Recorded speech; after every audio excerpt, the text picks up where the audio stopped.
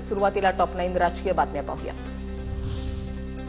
काँग्रेस आणि त्यांच्या साथीदारांनी विधेयकाची भ्रूण हत्या केली। मतदारसंघ पुनर्रचना बिल नामंजूर झाल्यानंतर पंतप्रधान मोदींची प्रतिक्रिया। महिला आरक्षणात अडथळा निर्माण करून पाप करणाऱ्यांना शिक्षा मिळेल, मोदींची टीका।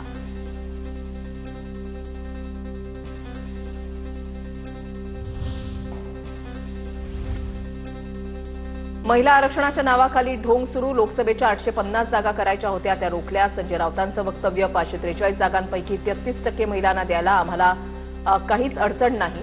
2023चं महिला विधेयक अंमलामध्ये आणा, संजय राऊतांची मागणी। भाजपच्या 149 उमेदवारांमध्ये फक्त 15 महिला उमेदवार आहेत। राज्यामध्ये 39 मंत्र्यांमध्ये केवळ 4 महिला मंत्री। मुख्यमंत्री फडणवीसांच्या विरोधकांवरील टीकेवरून दमानी यांची ट्विट करत टीका। विधेयक पडल्यामुळे विरोधकांनी बँड वाजवून डान्स करावा, फडणवीसांनी केली होती टीका। लोकसभेत महिला आरक्षण विधेयक नामंजूर झालं, हा सरकारला धक्का नाही। यामधून काँग्रेस आणि ठाकरेंच्या शिवसेनेचं खरं रूप लोकांच्या समोर आलं। महिला विधेयकावरून मंत्री राधाकृष्ण विखे पाटलांची विरोधकांवर टीका। सोन्याच्या जेजुरीसारखी बारामती घडवली, आम्ही ती जपणारच। बारामतीमधल्या महिलांचे सुनेत्रा पवारांना ठाम वचन। बारामतीमधील महिलांचा सुनेत्रा पवारांच्या सोबत मनमोकळा संवाद। बारामती राहुरीमध्ये काँग्रेस लढत नाही। बारामतीमध्ये काँग्रेसनं वंचितला पाठिंबा द्यावा, वंचितच्या उमेदवारांना कुणालाही घाबरू नये। बारामती पोटनिवडणुकीवर वंचितचे अध्यक्ष प्रकाश आंबेडकरांची प्रतिक्रिया। रुपाली पाटील ठोंबरेंची राष्ट्रवादीकडे विधान परिषदेवर संधी देण्याची मागणी। विधान परिषदेवर उमेदवारी द्या, रुपाली पाटलांची सुनेत्रा पवारांकडे मागणी। रुपाली पाटलांचं राष्ट्रवादीच्या राष्ट्रीय अध्यक्षा सुनेत्रा पवारांना पत्र। लोकांनी निवडणुकीमध्ये जिरवली तरी नवनीत राणा शुद्धीवर येत नाही। नवनीत राणांचा एकेरी उल्लेख करत विजय वडेट्टीवारांची टीका। नवनीत राणा जातीय विष पेरण्यासाठी पोचलेली विषवल्ली। नवनीत राणांवर गुन्हा दाखल करून अटक करा, वडेट्टीवारांची मागणी। उपमुख्यमंत्री एकनाथ शिंदे उद्या सातारा दौऱ्यावर। साताऱ्यामधल्या गांधी मैदानावर शिंदे जाहीर सभा घेणार। सातारा जिल्हा परिषदेच्या नवनिर्वाचित 15 सदस्यांचा शिंदे सत्कार करणार। शक्ती प्रदर्शनामधून भाजपला आव्हान देणार।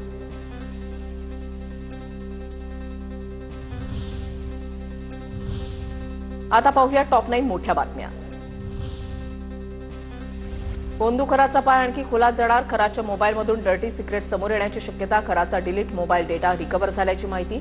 खरातनं पुरावे नष्ट करण्यासाठी चॅट्स, फोटो, व्हिडिओ डिलीट केले होते। नाशिकमध्ये गंभीर गुन्ह्यामध्ये एकाच वेळेला 6 एसआयटी स्थापन। बोंदू खरा ते शालार्थ आयडी घोटाळ्यामध्ये एसआयटीची स्थापना। बोंदू खरा टीसीएस प्रकरण, म्हाडा भूखंड, शालार्थ आयडी, त्र्यंबकेश्वर दर्शन घोटाळा प्रकरणामध्ये एसआयटीची स्थापना।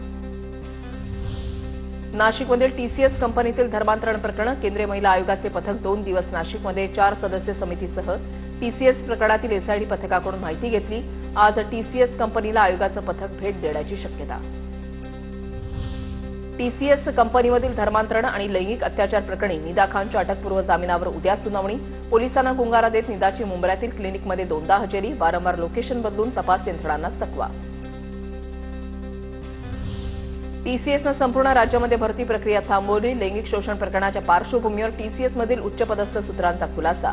पोलिसांनी कर्मचाऱ्यांची सविस्तर माहिती मागितल्याचा खुलासा। नाशिक कार्यालयामधील कर्मचाऱ्यांच्या भरती प्रक्रियेचे कागदपत्र तपासणार। परतवाडा प्रकरणामध्ये आरोपींच्या मोबाईलमधील डेटा रिकव्हर। 5 पैकी 3 मोबाईलचा डेटा पोलिसांच्या हाती, तपासाला वेग।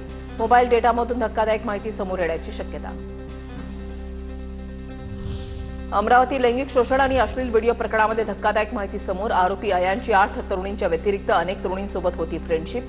आरोपी अयान ब्लॉगर असल्यानं अनेक मुलींशी तो मैत्री करायचा। पोलीस तपासामध्ये धक्कादायक माहिती उघड। अमरावतीच्या परतवाडामध्ये लैंगिक शोषण प्रकरणामधील आरोपीला सोबत नेऊन पोलिसांकडून प्रत्येक ठिकाणी पंचनामे। परतवाडामधील कॅफे पिझ्झा हबमध्येही पोलिसांकडून पंचनामा। अमरावतीच्या परतवाडामध्ये लैंगिक शोषण प्रकरणामधील आरोपी अयान अहमदचे सोशल मीडियावर फॉलोअर्स वाढले। आरोपी अयानचे इंस्टाग्राम पेज ट्रेंडिंगवर। 6 दिवसातच अयानचे 4000 फॉलोअर्स वाढले। गुन्हा दाखल झाल्यानंतर अयानचे फॉलोअर्स वाढले।